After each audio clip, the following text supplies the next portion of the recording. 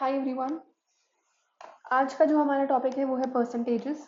हम बहुत ही बेसिक से स्टार्ट करेंगे परसेंटेजेस और देखेंगे कि कहाँ तक यूज़ में आता है। तो मेरा नाम है निकिता और आज मेरे साथ आप पढ़ने वाले हैं कि परसेंटेजेस एज अ टॉपिक क्यों हमें पढ़ना चाहिए और ये कहाँ से डेवलप हुआ, क्या नीड थी परसेंटेज को पढ़ने की। चलिए शुरू करते हैं। तो हमारे पास दो स्टूडेंट्स हैं, ए एंड बी। स्टूडेंट ए कहते हैं कि इन्होंने स्कोर किया है 32 आउट ऑफ 40 और स्टूडेंट बी है, इन्होंने कहा कि इन्होंने स्कोर किया है कुछ 72 आउट ऑफ 80। ठीक है। तो हमें ये पता करना है कि किस स्टूडेंट ने अच्छा परफॉर्म किया है। अब यहाँ देखते हुए स्टूडेंट ए कहते हैं कि मैंने बहुत अच्छा स्कोर किया है और स्टूडेंट बी ये कहते हैं कि मैंने बहुत अच्छा स्कोर किया है।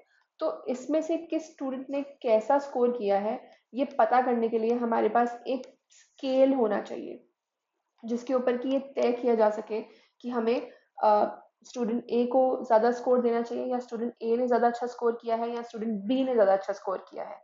तो बस इसीलिए सो दैट यूनिवर्सली हमारे पास एक स्केल रहे ऑफ कंपैरिजन, हमने परसेंटेज को एज अ टॉपिक डेवलप किया। सेकेंडली अगर आप देखते हैं शेयर मार्केट्स, यहाँ पर हम ये देखते हैं कि पिछले वाले जो शेयर प्राइसेस हैं उससे 5% इंक्रीमेंट या 5% डिक्रीमेंट हुआ है।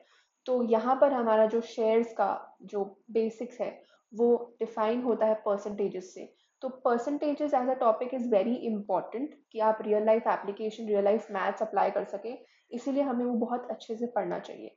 तो चलिए यहाँ पर देखते हैं कि ए के पास ज़्यादा मार्क्स थे या बी के पास ज़्यादा मार्क्स थे, किसने ज़्यादा अच्छा, ज़्यादा बेहतर स्कोर किया है। Let's see that. सो हमने क्या किया कि अभी तो हमें पता नहीं पड़ सकता कि 32 आउट ऑफ 40 ज़्यादा है या 72 आउट ऑफ 80 ज़्यादा है। तो हम क्या करते हैं कि इनको ऑन अ स्केल ऑफ 100 देखते हैं कि इन्होंने कैसा परफॉर्म किया है। तो पहली चीज़ है कि इनको कन्वर्ट करना है इनटू परसेंटेज। तो ये कैसे करते हैं? तो 32/40 को हमें जो ये स्कोर है इसे परसेंटेज में कन्वर्ट करना है। पर सेंट, सेंट मीन्स 100, इस सेंट पे हमें कंपैरिजन करना है। तो लेट्स सी कि 32/40, तो ये तो फ्रैक्शन है, इसको हम परसेंट में कितना कर सकते हैं, तो p/100। तो ये p हमें निकालना है। तो ये p निकालने के लिए वी नो कि डिनोमिनेटर एलिमिनेट करने के लिए हमें दोनों साइड मल्टीप्लाई करना पड़ेगा। तो हमने क्या किया, 32/40 टाइम्स कर दिया 100 के साथ में। अब हम थोड़ा सा कैंसिलेशन करेंगे, यानी कि हम रिड्यूस करेंगे फ्रैक्शंस को। तो हमें पता है कि 4 टाइम्स 8 32 होता है और 4 टाइम्स 10 40 होता है एंड 10 गोज इनटू 100 10 टाइम्स। तो ये लगभग हो गया 80% इन्होंने स्कोर किया है।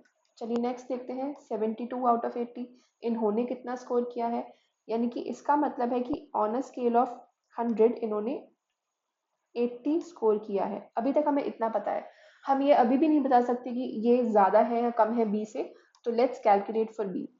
अब 72/80 को हम ऑन द स्केल ऑफ 100 देखेंगे कि ये फ्रैक्शन 100 पर कितना है। तो p/100 हमें इसको इक्वल टू करना पड़ेगा और हमें फिर से p की वैल्यू निकालनी पड़ेगी। यहाँ पर क्या आ रही है, 72/80 टाइम्स 100।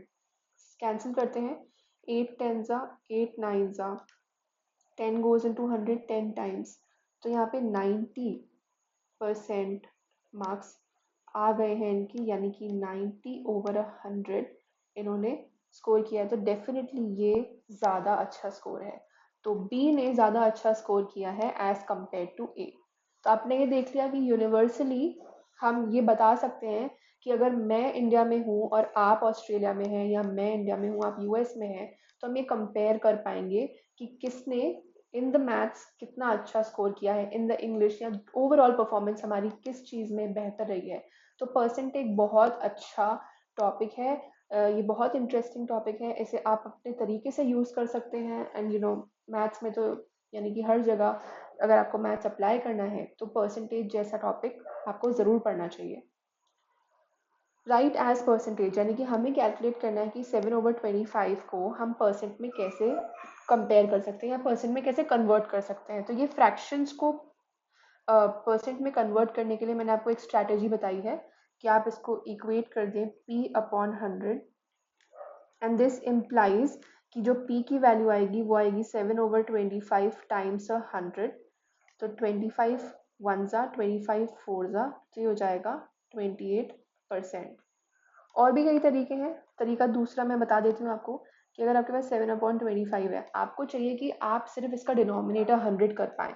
तो कैसे करेंगे? अगर आप 25 को भी 4 से मल्टीप्लाई कर दें और जो भी आप अप्लाई कर रहे हैं डिनोमिनेटर पे वही ऑपरेशन आपको न्यूमरेटर पर भी अप्लाई करना है। तो 7 टाइम्स 4 28 होता है, डिवाइडेड बाय 100 हो जाएगा, यानी कि ये 28/100 आंसर आ जाएगा।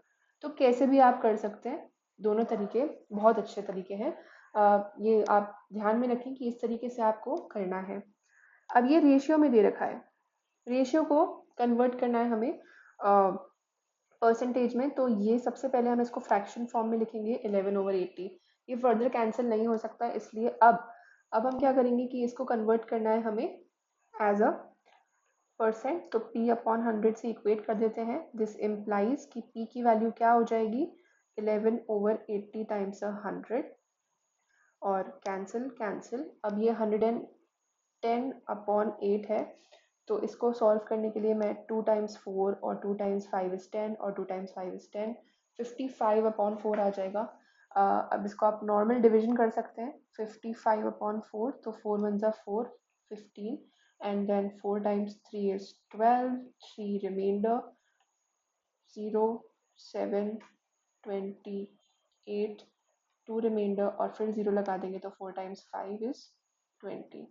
तो आंसर आ जाएगा 13.75%, यानी कि 100 पर ये 13.75 स्टैंड करेगी वैल्यू। अगर 11/80, अगर 80 मार्क्स पे, टोटल 80 मार्क्स पे आपके पास 11 मार्क्स आए हैं, तो 100 पे आपके पास आएंगे 13.75 मार्क्स। नेक्स्ट, अब इन परसेंटेज को हमें कैलकुलेट करना है फ्रैक्शन में, यानी कन्वर्ट करना है इनको फ्रैक्शन में। यानी कि हम क्या करेंगे, इसको हम पहले ओपन कर देते हैं, सिंप्लीफाई। 25% means percent over 100। इसको अब हमें सिंप्लीफाई करना है। तो 5 can be taken as a factor, common factor. तो 5 टाइम्स 5 हम 25 लिखते हैं।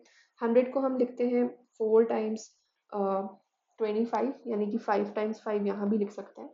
तो कैंसिल कैंसिल करके अब ऊपर सिर्फ 1 रहता है, क्योंकि 25 1 ज़ा 25 एंड आपने यहाँ भी कैलकुलेट किया तो 4 टाइम्स 1 हो जाएगा 4, तो इसलिए आंसर हमारे पास 1/4 आ जाएगा। और वी ऑल्सो नो कि 25 can go in 100 4 times, 25 times 400 होता है। नेक्स्ट है 125/100 परसेंट ऑन 100 125। इसको सिंप्लीफाई करते हैं तो we know that 125 can be written as 5 times 5 times 5 और डिनोमिनेटर अभी भी 100 है, तो 4 टाइम्स 25 लिख सकते हैं, या 4 टाइम्स 5 आप जो लिखना चाहें, जिससे भी आपको कंफर्टेबल हो। तो आप इसे बस कैंसिल कर दें। ये हमने 5 टाइम्स 5 एक पेयर कैंसिल हो जाएगा, तो आंसर आ जाएगा 5/4। यहाँ पे आप देख सकते हैं कि 125 यानी कि जो न्यूमरेटर है वो लेस देन द डिनोमिनेटर हो रहा है। एक इम्प्रॉपर फ्रैक्शन है which is an improper fraction in the final also. तो ये इनकी कुछ फ्रैक्शन फॉर्मेट है। अगर आप चाहें तो इसको आप रेशियो में भी लिख सकते हैं। इनको रेशियो में लिखने का तरीका सिर्फ इतना है, 1:4। This is the way. इसको रेशियो में अगर लिखेंगे तो कैसे लिखेंगे, 5:4। आई होप आपको ये बेसिक समझ में आ चुके हैं। नेक्स्ट, अब हमें फाइंड आउट करना है परसेंटेज ऑफ अ नंबर, कि 1200 का 12% कितना होगा। ये पता करने के लिए हम क्या करेंगे, अगर मुझे पता है कि 12 जो है वो 100 पर, यानी कि अगर 100 का स्केल लें तो 12 आता है, तो यही का यही रेशियो अगर मुझे 1200 का निकालना है, यानी कि 1200 पर कितना आएगा, तो ये पता करने के लिए मैं सिर्फ क्या करूँगी, 1200 से मल्टीप्लाई कर दूंगी। क्यों? क्योंकि हमने ये अभी अभी देखा 12% अगर 100 पे 12 है तो p होगा ऑन अ 1200। मुझे यही निकालना है कि 1200 अगर मैं बेस रखूं तो कितना आएगा। ये पता करने के लिए यही सेम प्रोसीजर हमें लगाना पड़ेगा, जिससे कि हमारे पास 1200 एलिमिनेट करने के लिए दोनों साइड 12 से मल्टीप्लाई करना पड़ेगा। तो लेट्स डू। 100 का जो 2 जीरोज हैं वो चले गए, 12 टाइम्स 12 144 होता है, तो it will be 144 on a 1200, यानी कि 12% ऑफ 1200 144 होता है। नेक्स्ट क्वेश्चन करते हैं। 13% ऑफ 6500। ये ऑफ भी हम इसीलिए कर रहे हैं क्योंकि हमें ये पता है, यहाँ ये बैक एंड जो है ये आपको पता होना चाहिए कि हमें यही का यही ratio on a 100 find out, on a 1200 find out करना था, इसलिए हमने इनको इक्वेट किया। सिमिलरली यहाँ पर हमें पी फाइंड आउट करना है अगेन, लेकिन अब चाहिए हमें स्केल 6500 का, तो हमने 6500 से मल्टीप्लाई कर दिया। Let's calculate. तो 2 जीरो अब भी चले गए। 13 टाइम्स 65, अगर आप इसको कैलकुलेट ऐसे करना चाहें तो आप कर सकते हैं। 3 times 5 is 15, 18, 19 and 5 and 6 and 14, 845। I just hope मैंने ये सही किया है। 5 और 9, 5, 14 होता है, 6, 7, 8, ठीक है। तो 875 जो है आपका आंसर आ जाएगा, यानी कि 13% ऑफ 6500 हो जाएगा 875। अब मैं कुछ प्रॉब्लम सॉल्विंग क्वेश्चंस करूंगी आपके लिए, ताकि आपको रियल लाइफ में इजी लगे परसेंटेजेस के क्वेश्चंस को सॉल्व करना।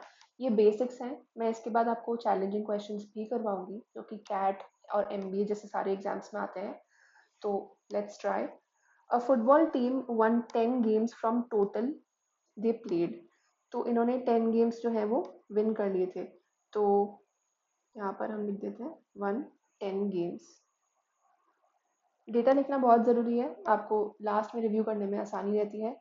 This was 40% of the total games, यानी कि जो 10 गेम्स थे ये 40% ऑफ द टोटल गेम्स थे, यानी 40। हाँ, तो टोटल गेम्स हमें नहीं पता, तो हम इसको लेट कर लेंगे। Let total games be X. अब जो 40% ऑफ दीज टोटल गेम्स निकलेगा, यानी कि 40 upon 100 of these total games will be equal to 10। ये ऐसा कह रहे हैं। तो अब हमें p की वैल्यू पता है। Okay, so let's simplify. तो x हो जाएगा 10 टाइम्स 10 अपॉन 4, यानी कि 100 अपॉन 4। आप इसको सिंप्लीफाई करना जानते हैं। 10 will be cross multiplied to 10 divided by 4। तो इसको 25 गेम्स जो है वो आंसर आ जाएगा कि हमारे पास टोटल 25 गेम्स थे। अब इसको हम चेक कर लेते हैं कि क्या वाकई 40% ऑफ 25 10 होता है। तो 40% ऑफ 25 कैलकुलेट करते हैं। 2 times 2 is 4, 2 times 5 is 10, 5 times 5 is 25। तो 10 आ रहा है, यानी कि टोटल गेम्स जो है ये हमारी एकदम सही है 25। अगले क्वेश्चन पे आते हैं। Out of the total expenses या out of the total income, sorry, Arya ने रिसीव किया है, she spends 20% on the house rent. तो जो भी इनकम आर्या की आई है उसमें से 20% जो है वो हाउस रेंट में चला जाता है। 70% of the rest on house hold expenditure. तो जो रेस्ट यानी कि जो बचता है आफ्टर कंज्यूमिंग 20%, वो कहाँ जाता है? वो एक्सपेंडिचर, यानी कि 70% ऑफ द टोटल जो बचता है वो कहाँ चला जाता है? वो चला जाता है हाउस होल्ड के एक्सपेंडिचर में।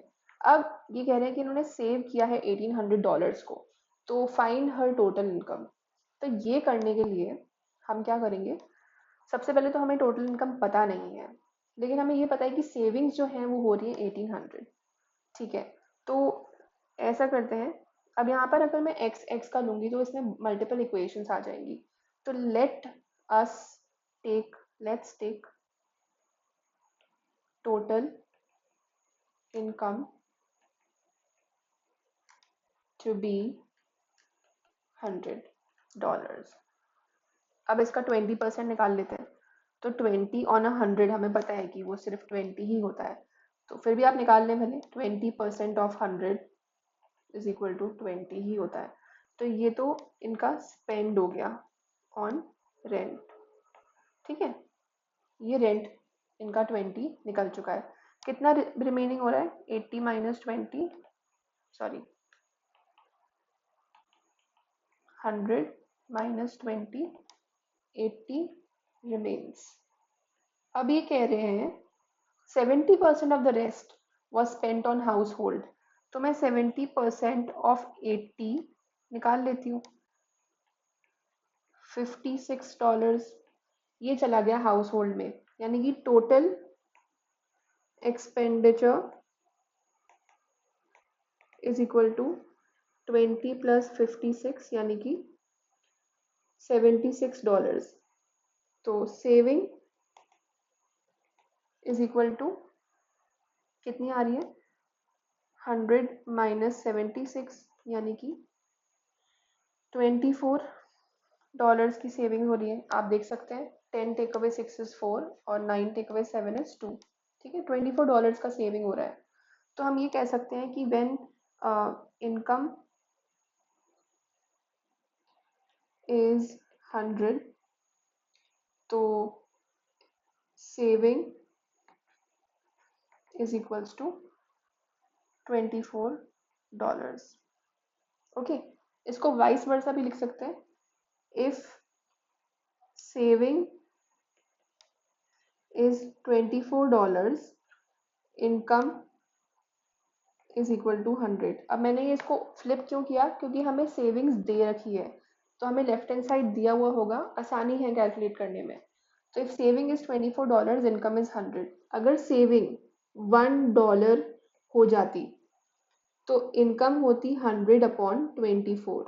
इसे कहते हैं यूनिटरी मेथड, यानी कि $1 पे कितना एक्सपेंडिचर यानी कितना सेविंग का काम हुआ है। और अगर $1 की सेविंग ही की है आपने तो इनकम कितनी हुई होगी वो हम कैलकुलेट कर रहे हैं।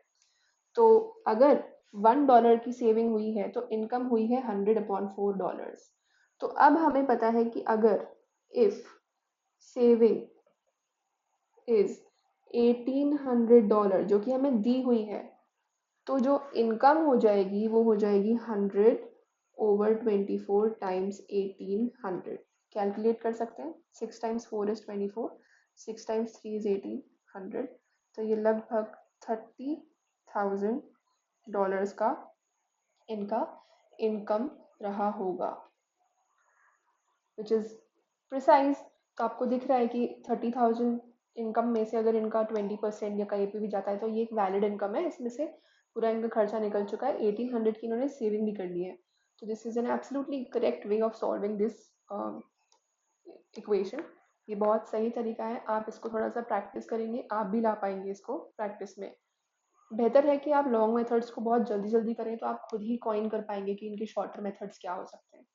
ये मैंने ट्राई और सेल्फ के क्वेश्चंस पेस्ट किए हैं, आप ये सारे क्वेश्चंस करें, आपका परसेंटेजेस का बेसिक्स एकदम क्लियर हो जाएगा। Thank you for listening to me, this was Nikita. I will see you in the next video.